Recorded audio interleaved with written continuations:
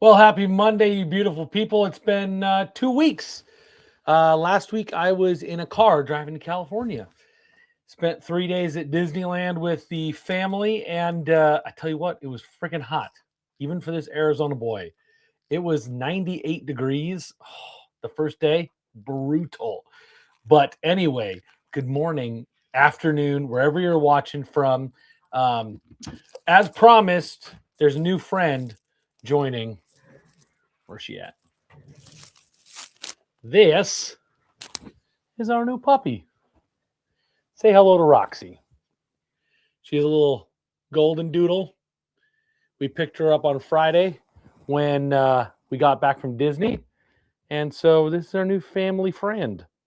And she's going to be my shop puppy when I'm home because she's got to hang out in here. But introduce y'all to this lovely little lady. So thank you, honey. Anyway, all right. So we got some people already hopping in the chat. Nicole, first one in. Snoop Soup, you're going to find out in just a little bit, but you'll watch it later because, yeah. Jonathan, good morning. And yes, Jonathan, I know you'll be interested to hear what I have to say because you are already running the Epson G6070. So we're just going to get right into it. We got quite a few people watching, not too many in the chat. So do me a favor. If you've never watched before, let me know in the chat where you're watching from, like what locale in the world, because we often have folks in Europe. But let us know. So I'm just going to get right into it and start chatting about that Epson G6070. So last week I was in 4 shops. I worked on the TY300, profiled it for Neo Stampa. That was my first spot, and then there was let's see, I think it was an older Gladiator. And then DTF Station, Prestige, XL2, but it was an older generation XL2. We swapped them to Chrome Ink. It looks so good. They had some minor maintenance issues with it, like line springing a leak. That was no fun for them. And then I ended my week on the G6070. So my initial thoughts were, it kind of blew me away. The gentleman that is running his Epson G670 is very, I'm going to call him a technician. He's very precise and wants very, very finite results and wants repeatable. And oftentimes when something doesn't exactly make sense, he's like going to dive in and figure out what's going on with it. And he was like analyzing the choke under a microscope. So cut from the same cloth for sure. But it was impressive. Like from an alignment standpoint, from a precision standpoint, it was phenomenal. There's actually a setting in Neo Stampa that we discovered with PDFs. Actually, my white underbase test graphic, that leopard, had this weird stair step in it, which I had never seen before. And it doesn't show up on a lot of these other machines because they're not quite as precise as that thing. That Epson G6070 is like precision. It is so precise on its alignment, on its like print resolution is like really, really sharp. And he often does halftone designs. He's a screen printer initially and is transitioning to just do DTF. But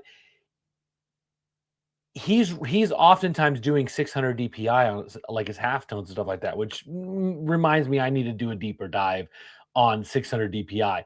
And on most machines, I don't think it's worth it necessarily doing 600 DPI because the printers are not that precise. This thing was that precise.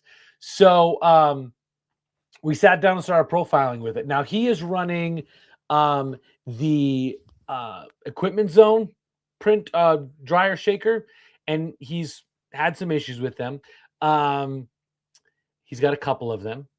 And that was the only thing that wasn't really like working well while I was there. The printer worked great, the dryer just wasn't. So we're actually hand powdering and then using his screen print dryer to cure them, which works just fine. It's fine, and I hand powder stuff anyway. But when we got into profiling it, there's kind of like a few different resolutions. There's like level 1, 2, or level 2, 3, 4, 5, 6, something like that. And initially, depending on some of the different film he was using, he was using the color prime, which is what we got the best color results on, but he wasn't loving necessarily the way that it peeled some of the halftones. That being said, I literally printed a bunch of shirts for Disney for my family, and everything was peeling super, super good. So there might be a curing issue that he was running into, but needless to say, we tested a couple different films. We actually profiled on 2 different films, and the color prime definitely was the one that looked the best at that point. But we profiled it with the I want to say, I can't remember off the top of my head what the resolution was. Give me 1 second and I will actually find out what the resolution was that we profiled that at. The initial profile was the level 3 600 by 600. So the level 2 I think is a little bit faster if I remember correctly, and but he had some banding issues sometimes in certain colors, and we saw that when I printed with it. Now his environment was not like super, like it wasn't like the normal 40 to 60. It was actually running about the 30% humidity range, and it only banded on that like level 2, the lower one. So level 3, which was printing, I want to say 60 square feet an hour, something like that, had no banding, even at 30% humidity, which I have seen that before with the more precise machines like the TY300, the Roland, the Epson G6070, and the Mamaki all tend to be a little bit less temperamental when it comes to humidity. Now, they will still always work better in a properly humidified environment, but they're not as temperamental when the humidity drops a little bit. So we went ahead and profiled it. We actually built multiple resolutions and on 2 different films because we had the time, because I wasn't chasing anything. Like literally I walked in, we plugged in, printed the first test chart and went to town on it. Like it was quite an enjoyable experience profiling that Epson. And we were setting it up on Neostampa. Obviously, a lot of folks are getting it with Digital Factory, as Fiery. Well, Fiery owns both of them, but Epson owns Fiery. But yeah, so we did it on Neostampa, and the results were really nice. The colors were really bright, vibrant. There was one pink that he was trying to hit, like a bright pinkish, reddish pinkish, that using a different profile in like Digital Factory got really, really deep saturation on it, but it wasn't super accurate. And what we ended up doing is he just used his X-Rite to scan that printed color from a different profile and got Neostampa to print that same exact color.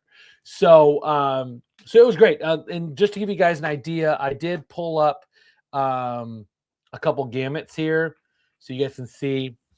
So this is the profile that we built in Neostampa. And this is on that Color Prime film. Just to compare, this is like your standard ink bank, which I would say that definitely the greens might have been a little bit better, but we had a brighter, more saturated yellow from the Epson, and the grayed out area is the Epson profile. What Epson, the ink in that Epson did better was magentas and purples, violets. Like, and that is pretty normal. I see that because a lot of the especially like the Chinese, this particular one I'm pretty confident I remember it being ink bank. The magenta is kind of on a reddish it's kind of more red than it is like a true magenta. So the fact that this this ink seems to be a little bit more of a true magenta ink, you get a lot more going on in that purple area. So with the Epson, you're going to get a lot better purples, a lot better violets, about the same reds. Maybe the ink bank does a little bit better job on the red there, but you can see the yellows. Whoops, get this turned around. Substantially better. Now, you guys will all want to know, how does it compare to like my Color Prime Chroma? And quite frankly, the Color Prime is still better on the green. Like, that's what Color Prime, the Chroma, does really good, is the green. But you can see it actually performed better in the magenta area, the Epson did. So, I mean, ultimately, you only have one ink option with the Epson G6070, which is their ink. And I would not stray away from that. There's no reason to stray away from that because it's a good ink set. It's a really good ink set. So, yeah, it was amazingly fun to work with because it didn't fight me like every other machine I seem to work with fights with me. Just the generally Chinese-based manufactured stuff, just you fight with it. And this is what we kind of expected to see as Epson and these bigger companies kind of hit the market, is we would see stuff that was a little bit more precise, a little bit more reliable. Yeah, it was pretty sweet. I am impressed. I'm impressed by the colors we were able to get out of it. Like I said, the purples, the violets, the magentas, those looked better than most setups I've profiled outside of like extended CMYK setups. It was really, really good on the purples, the violets. I still think the Color Prime Chroma is really good on the green side of things, but again, with the Epson, you're locked into their ink, which is okay because it's good. Sometimes companies locked in on ink, it's like, I don't know if it's amazing, but the Epson stuff was good. And I think the only two dryers that are set up right now really to work with the Epson G6070 is the DTF Station Miro 36, and then the Equipment Zone. It's the dryer that a lot of companies, it's the same dryer manufacturer that M&R Quattro uses. It's AFAR is the brand of it, and it looks like the exact same thing, same touchscreen. And I'm not a huge fan of those dryers. I've never have been, because I feel like the glycerin kind of builds up everywhere in them and leaks everywhere. But this particular shop, he's not doing gang sheets really at all. He might at some point, but he needed one with a conveyor belt that feeds out. So the Miro 36 is just like my Miro 13. It doesn't have a conveyor belt. It just has a heated platen that it goes over. So you have to attach the take-up or the film to the take-up reel to feed your film through. And so you have to roll it up on the take-up reel, and then once you're done, you cut that off, and then you unroll the take-up reel, which is what a lot of systems do.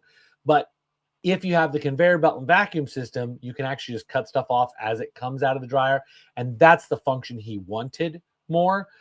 But in my opinion, the better dryer for the Epson G6070 is the DTF Station Miro 36.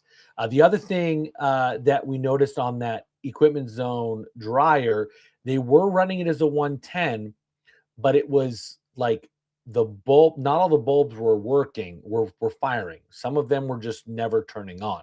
And my assumption is that they have some of them turned off so they can actually run it on a 110 plug, because those quartz bulbs, those bulbs that most of the dryer shakers use, require a lot of power. They are super, super power hungry. Whereas the Miro, and again, I'm gonna show you guys on this, but note it's very similar to the Miro 36. So the heat comes from here, not from bulbs up above. And I can actually lift this plate off and show you guys. there is a heat pad under this attached to the underside. And that's exactly what the Miro 36 is using. So it's a little different kind of power requirement. Now, the Miro 36 still requires two 110 outlets because there's still a lot of power requirements, but not as many or not as intense of a power requirement as those AFAR dryers that have the bulbs and the vacuum system. Really, that vacuum system does put a pretty big load on the power needs of it. So my recommendation for dryer shaker to go with the Epson G6070 is the Miro 36. I think that's going to be your best option. The footprint of this is really impressive. Like, it was only 5.5 feet wide. I did consider if I could get it to fit in here. I don't think I can. I don't have enough room, but I did think about it long and hard if I could make it fit in here. And then recommendation film wise, just based off of this shop's experience, he'd already tested more than a couple of films. I think the best option color wise is going to be the Color Prime Quick Glide film. So best combo, in my opinion, for color, for usability, workability, is the Epson G6070 paired with the DTF Station Miro 36, and then the Color Prime Quick Glide film. This shop was also using the Flex powder, which is the stuff that I like to use. This stuff, I think this feels better than their regular, than the regular Color Prime hot melt powder, but it's definitely my favorite. So yeah, so I was wildly impressed, and the precision, the alignment, like we had to choke really, really low. Now, if I didn't choke it at all, you still had where the white squeezes out around the edges a little bit. I did see that, but once we choked it just ever so slightly, no issues. Like that thing for printing halftone designs, that printer was insanely impressive. The one downside of it is its speed. Now, for a lot of shops, if you're just doing printing for yourself, because it is 36 inches wide, you're probably going to be fine if you're just printing for yourself. But if you're considering doing gang sheets or anything like that, it's a little on the slow side. And so a lot of shops, especially shops that do churn out high volumes of gang sheets, it's probably not the right solution. I really, really wish, and I don't know if there's any Epson people watching right now, if Paul or any of the rest of the crew at Epson happens to be watching this live stream right now,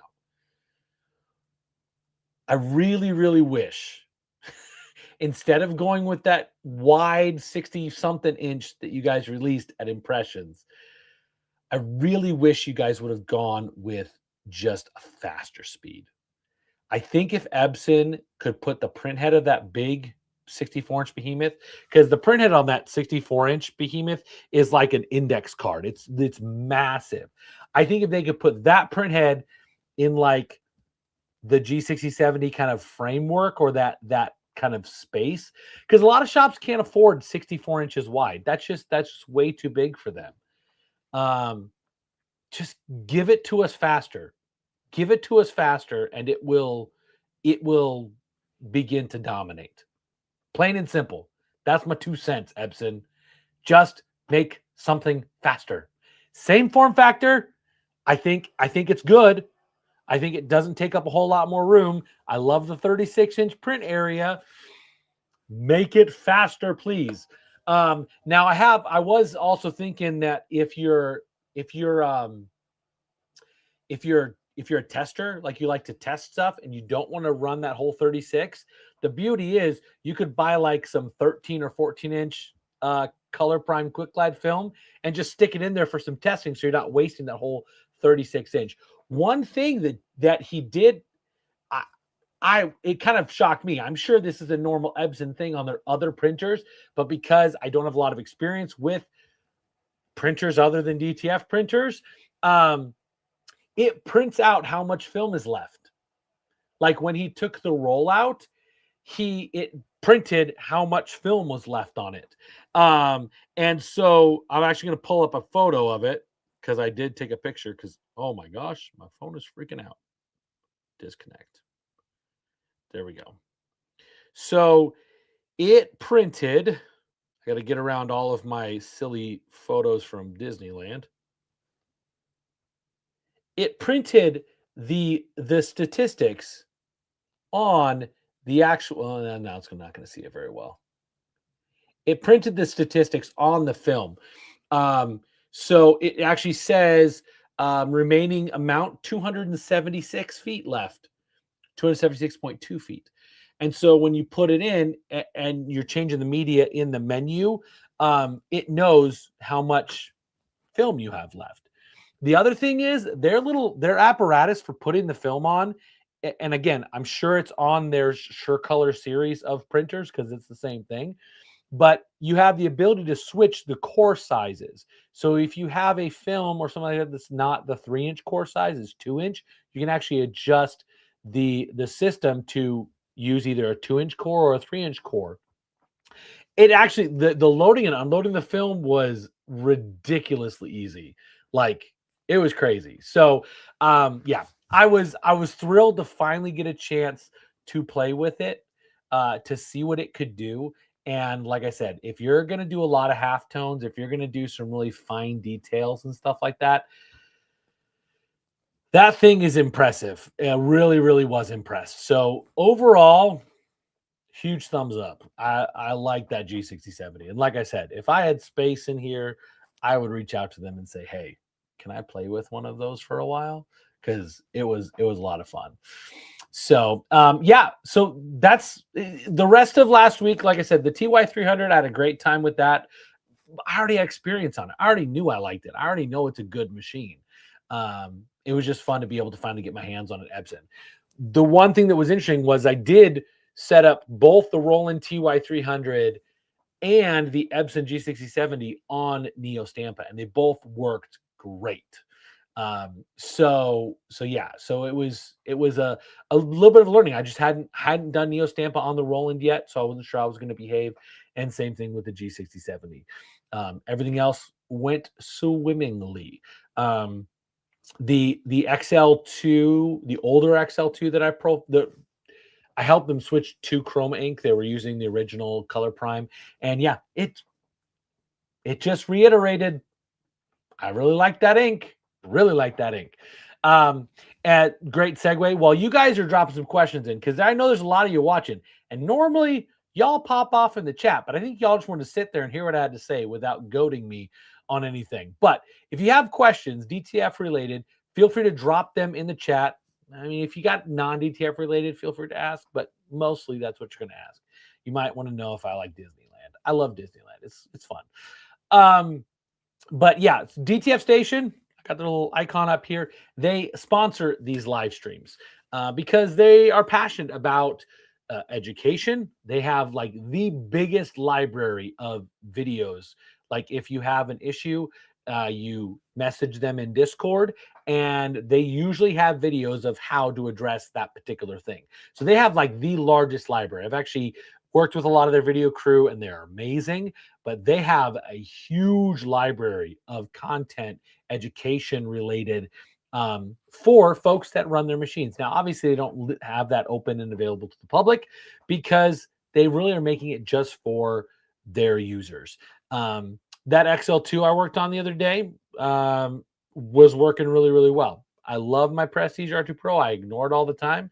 I think I had not printed on it for like, other than a nozzle check when I came home on one trip, I think it had been like 4 or 5 weeks since I printed on it. I was like 7 weeks in a row on the road. And so when I was printing all of our shirts for Disney, I was a little concerned that I might have trouble. And like every other time that I think this is going to be the time that it doesn't work right, it works well. So, and yeah, the Epson printed great with that Color Prime Quick Glide film. And again, they got the 36-inch.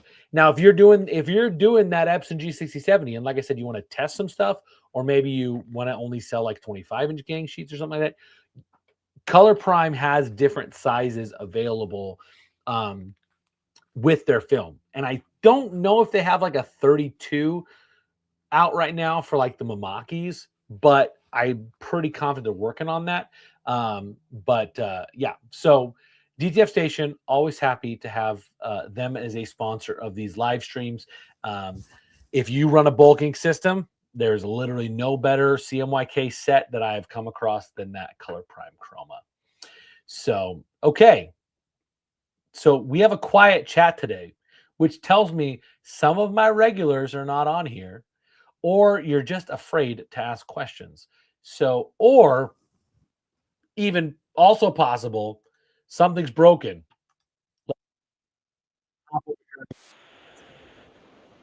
Holy cow, something is broken. My apologies, everyone. Holy smokes. Yeah, my StreamYard did not work. Okay, so let me go. Let me go over here and see the chat. My apologies. Yeah. So I will not be sharing comments today on screen because something did not sync up with this. Let me see if I can figure out what's going on. Okay. Oh my goodness. Okay, so Nicole asked, what's the difference between single matte and double matte film? One has a single matte coating, the other one has a double matte coating. No, generally the single matte coating is the backside is kind of glossy and shiny. It looks better when you're looking at it on the film, but sometimes doesn't feed very good. Literally, the double matte coating was developed for printers that their sensors couldn't see the film. Like if you use a converted Epson machine, you really have to use double matte or use some other method to get the printer to recognize that there's film in it. Obviously, that's on the converted Epsons. But most people generally prefer double mattes, but I know lots of folks that run single matte and it looks really good. So it just kind of depends. And it's printer dependent because sometimes they slip a bit. Jonathan said, I think you brought the high temps with you from Arizona. I sure as heck did because it was like 105 last week. I was actually 103, I think, yesterday when I took the kids to the airport to send them back to college. Justin said, we love puppies. So I'm not really a dog person. Roxy is very much for my wife, 100% for my wife. But I'm going to enjoy her anyway. And she's going to have to hang out with me in the shop because she is what we call a D1 clinger. She does not like to be alone. Now, granted, she did come from a house with all of her litter mates. One thing I love about these folks that bred her is they have a couple generations of dogs there. So Roxy was living with her grandma and her great aunt, and they've already taught her how to fetch. They've already taught her how to use a dog door. Like she came to my house and used the dog door right away. She's like 2.5 months old or something like that. So it's been a great experience. Coleman says, is today the new logo reveal day? No, it's not the new logo reveal. You're going to have to wait on that. I apologize. It's coming.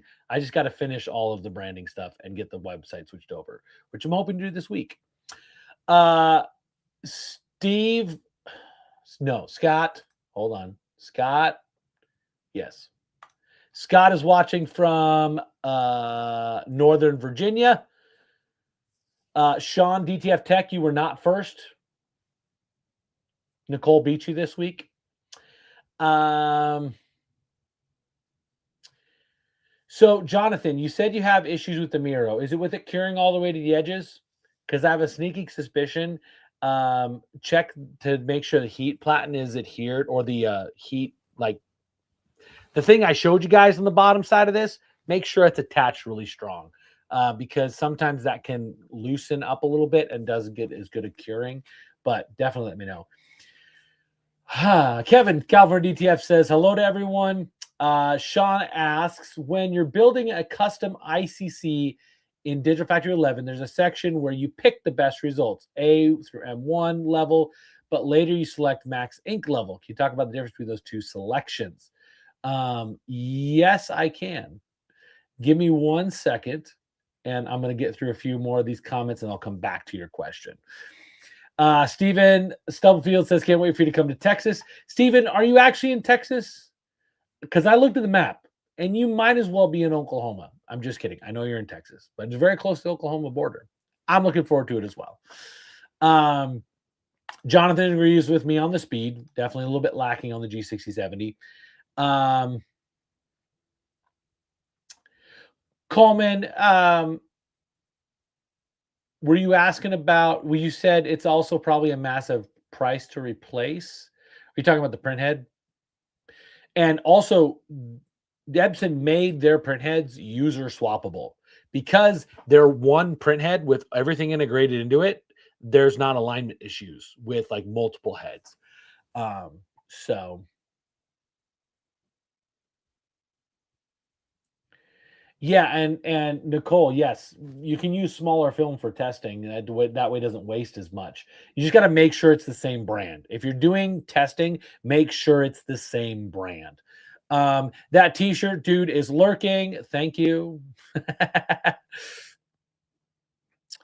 Jonathan asks, was it the Quick Glide V3 film? I believe so. I believe that's what it was.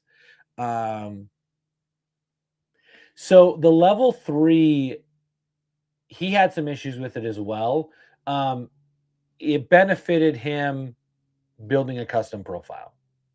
I kind of figured that would be the case. The Epson works good out of the box. Even the Prestige stuff looks pretty good out of the box. But if you want to absolutely push it to its full capability, building a custom profile is always going to be the best thing. Oh, we got somebody from Panama.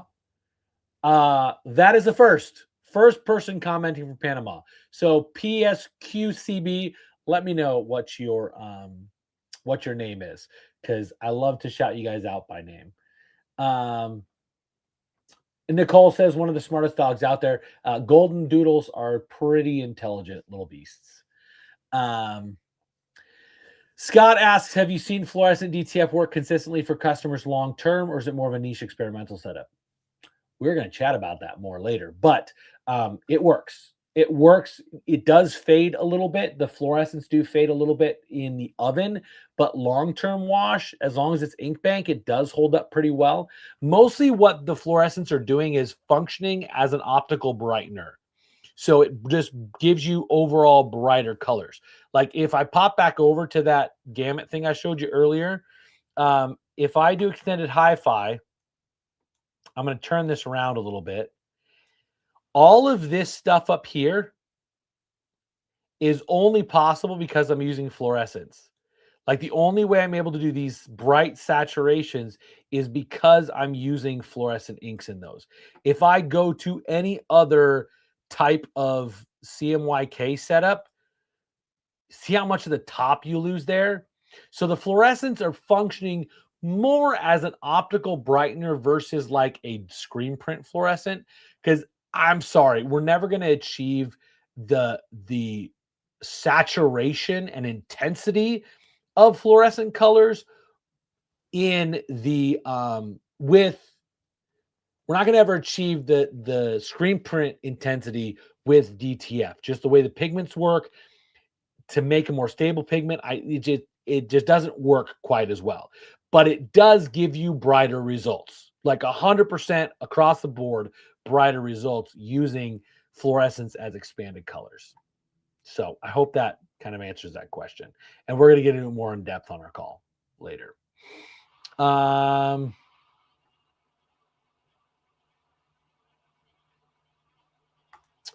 Jonathan, I keep clicking on the comments thinking they're going to show up on your screen. They're not, because it's not working today. Jonathan said they did replace the platen because we were on tips. Now they're getting excess dust in the air. It might be the powder we switched to. Yes. So some powders do kick up excess dust. They just do. And the finer the powder, the more dust it might create. So not all powders work with all dryer shakers. So just be aware of that. All right, I'm going to jump back up here to Sean's question. When building an ICC profile in Digital Factory 11, where I'm picking the A through M. So I actually skip that section completely in Digital Factory 11. So let's open up Digital Factory 11, and I'll show Sean and the rest of y'all what I mean by the fact that I don't do that. I don't do it the normal way. Because the M1, A1 through M1 is deciding what dot sizes it's going to use and how it's going to transition from small, medium, and large dots. This is the step where most of the graininess, in my opinion, comes into play in Digital Factory. So Digital Factory kind of it's a good software. I've been using it for a long time, and it's good, but it does suffer from having grainy results. And so that's the reason I developed my own test of picking my A1 through M1 situation. When you are building out a profile from the profile wizard, so let's see if I can get here pretty quickly. So when you are building a profile, close compass. So when you are building a custom profile, close compass. Let me make sure I know to delete this later. Cool. Normally you set your max white. I don't. I set my max white later, just because I like that process better. So this is what he's talking about, where you're picking your preferred ink limit. Like I said, I skip this by basically pre-picking what my breakdown is going to be, because if I select F1, it really generally only lets me do F1. I'm clicking, if you can't hear. It won't let me change anything. And in my experience, there's a cyan and magenta need a very different dot configuration than the black, because the black is where a lot of that that graininess comes from. The black and the cyan, really, but the black, because it's using small dots where or it's using large dots where you should be using small dots, and so if those relationships aren't quite right, you get extra graininess. So this is why I don't like this process this way, is because I can't give a different value. Now, Digital Factory 12, they have added it to where I can put in different values for this, but that's why I skip it.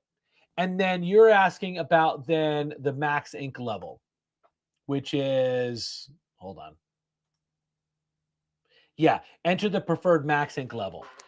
What that is when you're looking at the test print, if I go back here, I'm going to cancel out of this real quick.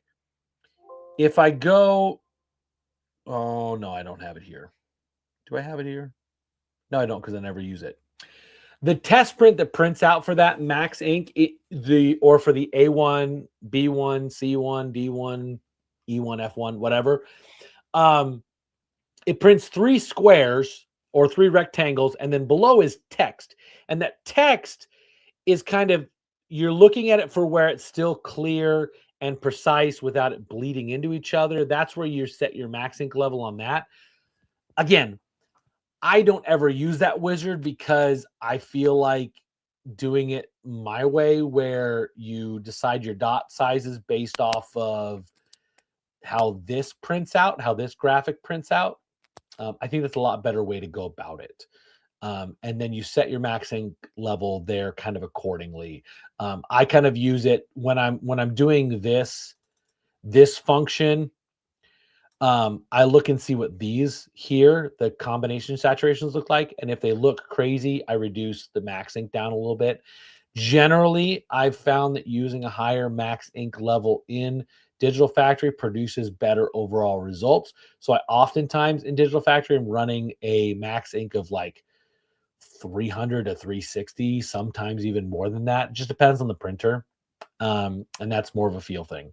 Because honestly, the test prints for that A1 through M1 in the in the profiling wizard are really confusing. Like, I've done it a bajillion times and I still find it confusing looking at it. So yeah, so those are two different selections. You're setting the A1 through M1 is your variable dot settings, like when it uses small, medium, and large, and your max ink level is the maximum amount of ink it will ever use. So I hope that makes sense on that. And then I just realized, because I broadcast on Facebook as well, I really need to open up Facebook and make sure I'm not missing some comments there. I've got a lot more comments. I'm going to get to them in just a second. I just want to make sure.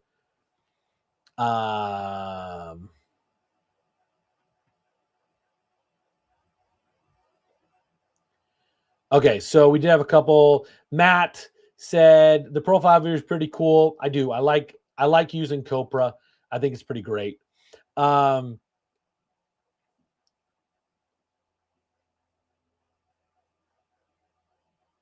Matt, if you want to send me your profile, I can look at it and compare it with some other stuff.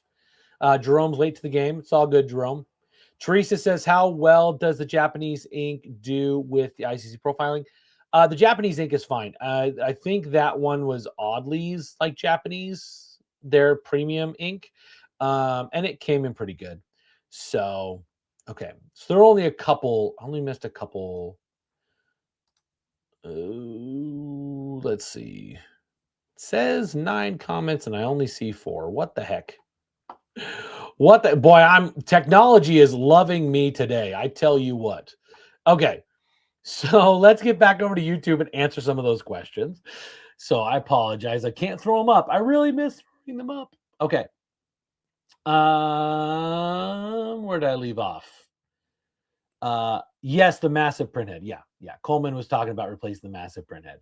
Yeah, it's probably going to be a little bit costly, but you know, when Epson provides like most of the printheads for the DTF printers, they're keeping the best stuff for themselves. I mean, that's just good business practice. Keep the best stuff for yourself. That's what they're doing. Dean, a Piastri fan lurking? No. Well, Piastri hasn't even freaking raced a race yet. Very unfortunate for him. F1's been a little crazy. If it's the extra fine, okay, so Carl is asking if it's the extra fine or mixture with extra fine, that extra fine powder is like flour, powder dust gets everywhere because it's so lightweight. Yeah.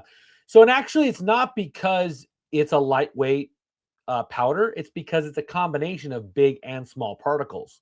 Because I was testing some powder, and when it was all super fine powder, it did not get kicked up in the air at all. I was actually really concerned about it, and it didn't create the dust. When it's big particles and small particles mixed together, that's when dust happens, because as the bigger particles are kind of falling through the air, the little particles that stick to it get kind of kicked off.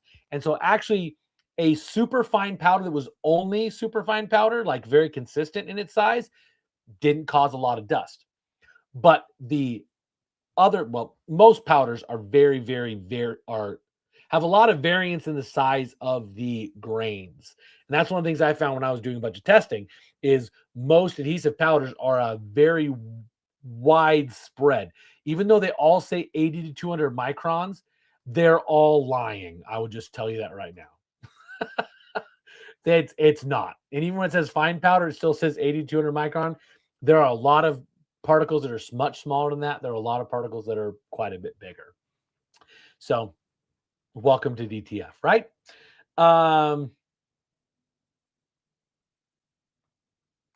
Yeah, Jonathan's saying I would have to ask the distributor. There's no info on the website or on their bag. Yeah, honestly, like I said, even the information that's on their website or on the bag is sometimes inaccurate. So it's just like when you feel it, how does it feel? Like I can go feel and know if it's a certain kind of sizing. But a lot of them are very similar. When I tested, literally there's a medium and a fine powder that looked very similar under a microscope. So Coleman doesn't understand the max ink situation at all.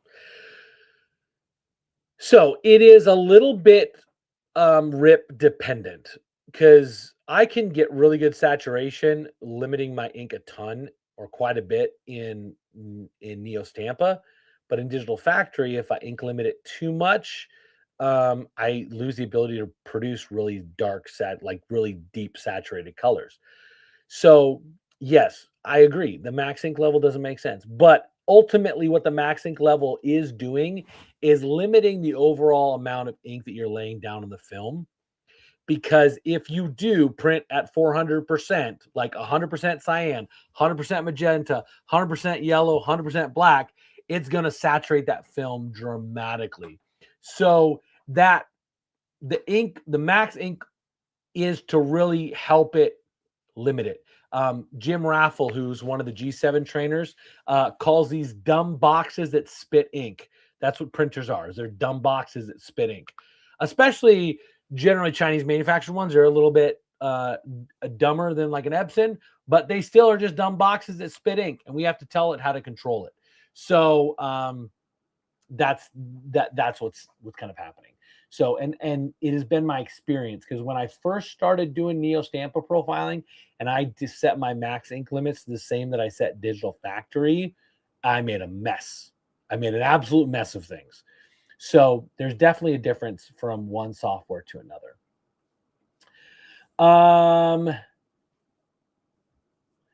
That t-shirt dude, Mike, is asking, will I ever sell the profiles I'm making? No, probably not. Probably not. Mostly because I know there are differences from one machine to another. And I cannot in good conscience sell you something that I know is not going to be great. It's even the reason why I don't do remote profiling. Can remote profiling be better than the defaults that you get with the machine? Yes, but they are not perfect, and they are rife with other issues. So I will probably not sell profiles. I've thought about it with some of the more standardized stuff, like with the Rolands, like with the Epsons, but I haven't worked with enough different machines yet to see how consistent they are. If I find that they are crazy consistent, because I save all of my profiles, so I have all that data. If I find they're consistent, I will consider it. But with the Chinese bulking systems, there's so many variables. I just don't feel that I could confidently sell them and have it be worth something. Does that make sense? I hope that makes sense. I don't want to sell something that isn't really, really great. So, is that test graphic inside Digital Factory? Dino, I'm guessing you're talking about this test graphic. And no, this is a test graphic that I made myself. So I think there's a if you go search my YouTube for how to fix graininess, I think it was one of the earlier live streams. I go through how to use those files. Those files are available on my website. You can download them for free. Why do I have a visitor? Do I have my visitor coming back? Yes. Come here. I'll answer more questions. My StreamYard's not working right. So I've been watching. Okay. Here. Let's entertain them, Roxy. Here, bite me.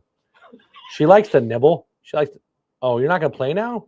You're not gonna play now? She's not okay. So yeah, so it's a test graphic you can buy from my website.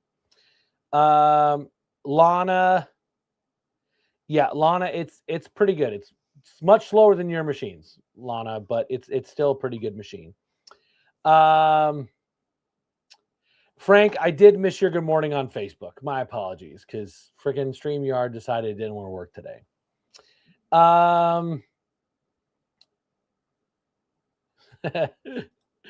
Teresa's trying to see. The funny thing is like I click on comments and it's not showing me all the comments on Facebook.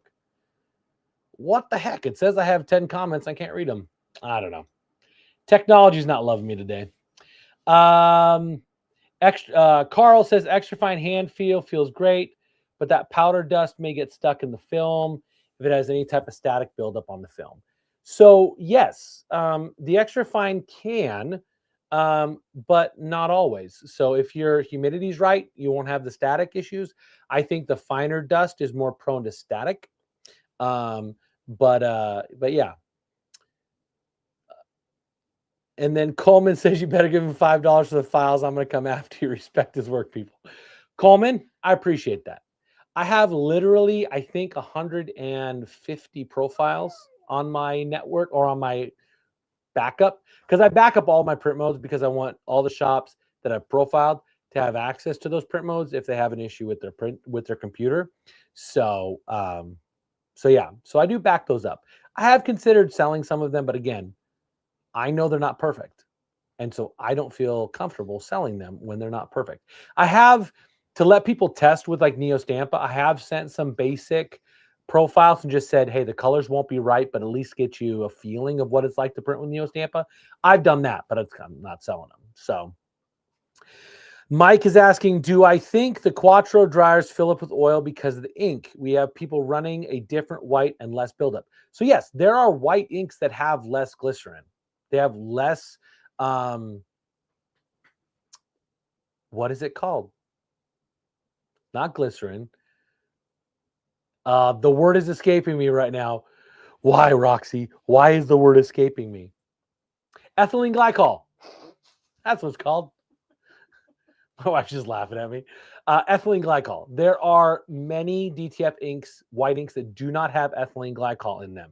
And so they will produce less glycerin and fumes. That being said, if you have a really good extraction system, you won't have that buildup as much. My beef with those M&R Quattro dryers or the stuff from AFAR is they have a lot of nooks and crannies, and the glycerin condenses in all sorts of weird places and drips in all sorts of weird places, and it's hard to clean it out. You can every day open up the lid, wipe things out, but there's still little nooks and crannies inside that lid where they get to and they condense down. So you really have to have a really strong fume extraction system working with those M&R Quattros or those AFAR dryers. So, but yeah, some whites have no ethylene glycol. The DuPont inks don't have ethylene glycol, I believe. I think there's a couple other ones that don't have ethylene glycol in their white ink specifically, but in other inks as well. So, all right. Whew. Plus, they have no way to extract. Mike just said, plus, they have no way to extract it externally. And that's a problem. If you can't extract externally, you've got to have some kind of internal fume extraction. I know when I was at Superstore and we were selling those AFAR dryers with the Mamakis, we actually had them build us a retrofit kit to put a more powerful blower on it. So I think she's getting antsy. I'm going to let her go. Everybody say bye to Roxy. She's gonna sit in my shop when the wife's at work. So anyway, all right. Well, if there's not any more questions, and again, I apologize to those of you on Facebook that for some reason it's only showing me 4 comments. Even when I click on it, there's now 10 comments. My gosh, what is happening? What is happening right now? Maybe if I switch to Color Gamut Consulting. Frank says shop dogs are the best. I will get back to you on that. On whether or not shop dogs are the best. Hey, I got it. Figured it out. Here we go. So Alex said, "Oh, yeah, it's way too wide." He's talking about that Epson. Same thing. Mamaki did it too. They did a 64, and it just didn't make any sense for me. Uh, and then yes, Frank did say Happy Monday. Okay, just making sure I didn't miss him. What is average speed you see out of a 6 head?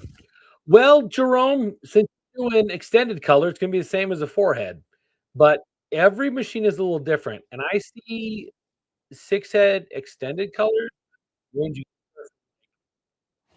90 to 120 sometimes, maybe a little bit more if you're running a faster speed. I have been on machines that I cannot get to run super fast, and I think it has to do with the way the firmware in Hosen Soft is doing the pass modes, and so yeah. Yeah, I don't get why some of them work faster than others, and it's just I think firmware thing soft. Um, Jerome says, "Tell everyone to come see me at ISS this week." Jerome's getting fancy and got a booth at ISS this week in Atlantic City. I was really wanting to go to Atlantic City, but if you don't count Disney last week, if you do count Disney last week, I've been on the road for 8 weeks in a row. So a week at home to make some videos and get some paperwork done is a good thing. So, I think I caught all the Facebook questions. Goodness gracious. Um, Jonathan says, "What about shop cats?" Okay. I am not an animal person generally. I don't tend to like pets much. Roxy is my wife's dog, 100%. We got her for my wife, so she has a little friend because I'm on the road so much. Because y'all have me going everywhere. Um, I I can enjoy dogs sometimes. I've had bad experiences with dogs, especially big dogs, German shepherds. Cats, no, thank you. Not a cat person. Sorry, Jonathan. And Coleman's waiting. Coleman says, "I'm waiting for someone to say, does dog hair not affect the printers?" And no, it doesn't. Um, well, it depends on what kind of shaggy dog you're working with. You got a husky that's like all losing all its hair all the time, then yeah. But my wife is allergic to these dogs. So we have a golden doodle that is hypoallergenic on purpose. Shop dogs are the best. There's no discussion here. You'll see. My wife sent a video of golden doodle in a backpack with a dude riding a bike, and I'm like, "Yeah, that's not gonna happen. That's not gonna love you, honey. Not gonna happen." Mike, that T-shirt dude says we have our Prestige, our R2 Pro set up, but haven't dumped it yet because I'm traveling this week. You would start putting on it. I'm always thrilled with this thing. I think we just use them all. Um, I'll probably post at some point maybe some pictures of the shirts we made. I did some designs for the kids. We all had custom shirts each day. Um, I did wear green. I did wear a not black shirt, which really bothered my children. Like I walked into the room and they're like, "Dad, what are you wearing?" So I will show you guys. Here is me and my kids on Space Mountain, and that is me wearing a green. This is why I don't wear colored shirts, people. This is why I don't wear colored shirts. I sweat. I sweat a lot. Black does not show sweat. That's why I wear black all the time. It's also so anyway. All right. No for me, Jonathan. Jonathan has the Mickey ears. No, I'm not a Mickey ears kind of guy. I'm a put my baseball cap on kind of guy. My son got a Lightning McQueen patch for his hat, and we pressed that. And then my son's fiance, she did a bunch of Tangled stuff, and so we made the DTF the Tangled Sun and put it on her. So, and I used my Hotronix Fusion IQ 360 hat heat press for all of that. It was fantastic. So, anyway, my wife's trying to spam you guys to use her. Our dog does have its own Instagram. My wife is running it. I am not involved in that. It's Roxy G Doodle for Roxy Golden. Oh my gosh, Coleman, don't encourage it. Stop encouraging it, people. Anyway. All right. If there's not any other questions, if you got questions, pop them in there. Like I'm trying to monitor them. Make sure I don't.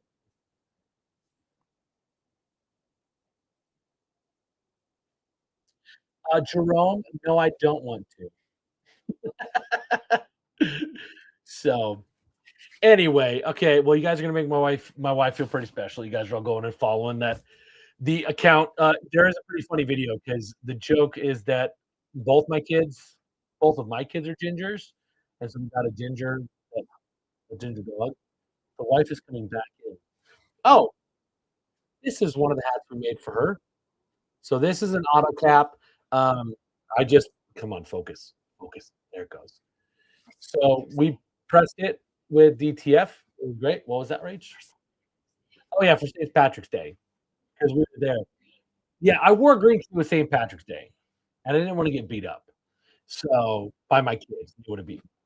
But yeah, so we made DTF and pressed that, and then I also made this for my wife with DTF. So we just we made the graphic and then I put it in the kit and told Kit we turned it into patch, and that worked pretty good. Now, one thing, do you have the other one? Oh, she does. She's friggin' smart. So see how you can see the camo pattern behind it? So these were printed the exact same time, the exact same underbase. This one was printed a little bit on the hot side, or pressed a little bit on the hot side, because we normally do patches on it, and patches need a lot more heat to really get the adhesive to bond properly. So I told her to turn the temp down on the hat heat press, and it came out like that. So that showing through had nothing to do with the underbase and everything to do with the ink from the hat sublimating into the white.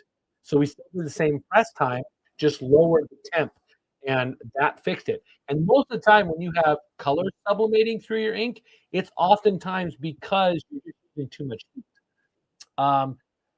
Frank says she's getting good use of her cat press. Go, Rachel.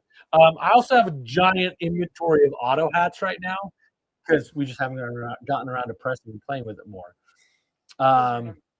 Because I'm never home. That is valid. That is valid. Jonathan says my auto is breaking up. Probably because I was being dramatic. When you ever change something, it digitize your audio. Really? Like when you go to Facebook, it would jack up your audio. It's probably because it's confusing itself because I don't normally have everything open. Okay. I'm trying to make sure I don't miss any questions. Anyway. Sean says, I've adjusted my max ink level to 360, was previously at 320, and suddenly I'm getting dramatically better results, better than screen. Don't be using silly terms like pop and just, I want pop more. Because that's not definable, sir. Sean, don't use undefinable terms. Oh, the freaking terms my kids use on vacation. Anyway. Yeah. So, and then Teresa, I think you were asking me if I answer your question about the Japanese inks. The Japanese ink that I believe is on that list was Audley's premium stuff, which was good. I wasn't blown away. It wasn't bad, but I also wasn't like, oh my gosh, this is amazing. So, and Doug had just joined the chat. So, hello, thanks for watching. If you just got here, I can't put the comments on the screen like I normally do because StreamYard decided to not work. This is actually the first time the StreamYard has not given me. I should have thought something was up when nobody commented when I said Happy Monday. Anyway, if there are no more questions, I'm going to wrap things up because I've got a lot of paperwork to do. I've got a lot of shops that I need to finish scheduling out in May and getting invites to people. I'm also going to work on some videos this week that I can post and share a few weeks while I'm on the road again. So thank you all so much for watching. As always, I appreciate you. Reach out by email if you have questions or need something. When I'm on the road, I try to reply evenings. When I'm home, I can actually reply pretty quickly. So I actually have a full slate of consulting calls this afternoon. So appreciate y'all. Next week, I will not be here. Oh my gosh! And then, holy cow, if I were working, I should have just clicked on something else for a minute. Yeah, next week, no live stream. I'm in a shop in Kentucky all week next week. Like, I'm flying out Sunday because I need to be there Monday through Friday. So no live stream next week. Depending on what I get going this week, I'll pop on later this week and maybe do a little profiling set or something like that. But so keep an eye in case I do something Friday or And otherwise, I'll see you guys in 2 weeks. I believe that's gonna be April boom! April 6th. I'll be back with another live. Same bat time, same bat channel. You all know the drill. Thank you so much. See you guys in a couple of weeks.